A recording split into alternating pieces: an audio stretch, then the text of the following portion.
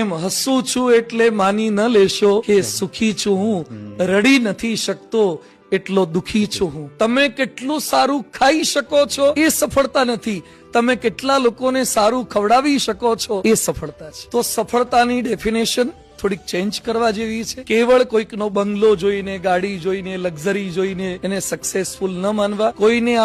કોઈને આપણા રેબનના ગ્લાસ દેખાય પણ આપણી આંખમાં કણું પડ્યું હોય એ તો એને બિચારાને ક્યાંથી ખ્યાલ આવે. કોઈકને આપણા રીબોકના વુડલેન્ડના શૂઝ દેખાય પણ પગમાં કાંકરો આવી ગયો હોય બૂટમાં, એને ક્યાંથી ખબર પડે.